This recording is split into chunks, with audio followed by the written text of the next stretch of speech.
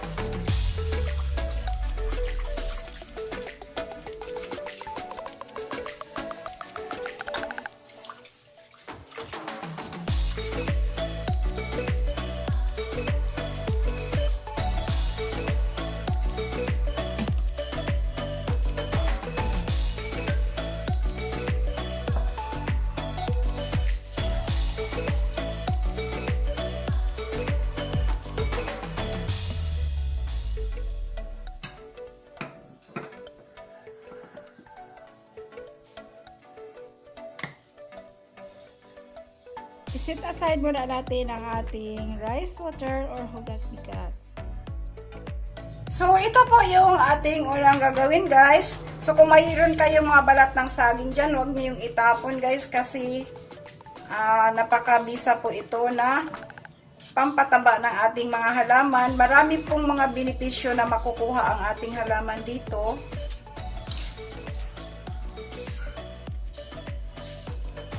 Ilagay po natin ito dito sa plastic, guys. Kung mayroon po kayo mga mineral water na medyo malaki, mas maganda.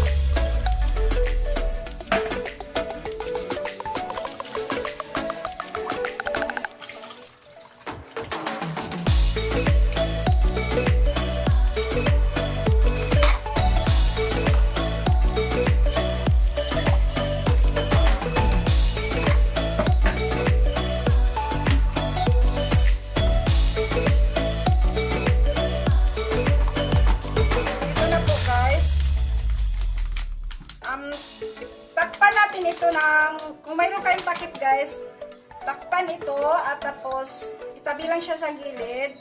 Pwede siyang 1 week bago siya gamitin. Yan po, ang ating fertilizer. Kailangan paabutin natin siya ng 1 week.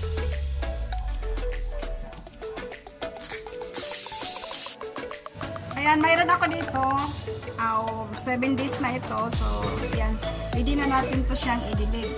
Pero yung ginawa natin kanina, hintayin natin na umabot yun na 7 araw.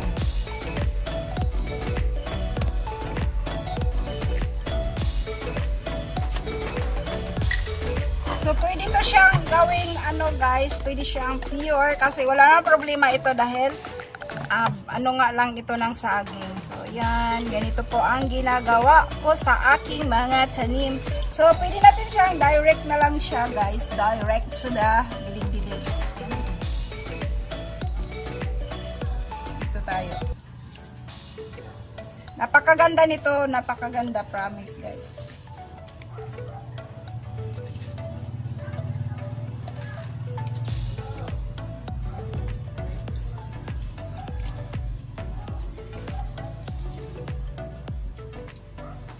Huwag niyo samahan ito guys kasi posible yang ng insects.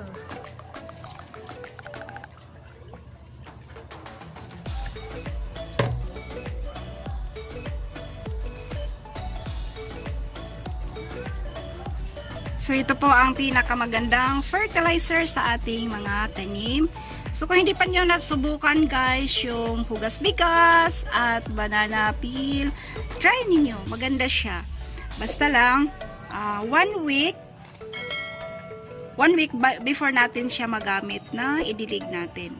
At pwede din natin siyang idilig sa mga dahon kasi po napakataas nito ng vitamina sa ating mga tanim.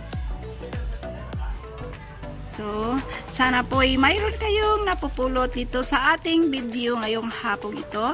At kung hindi pa kayo nakapag-subscribe sa ating channel, please do subscribe and then click the bell button for notification para sa next nating video, ma-notify kita.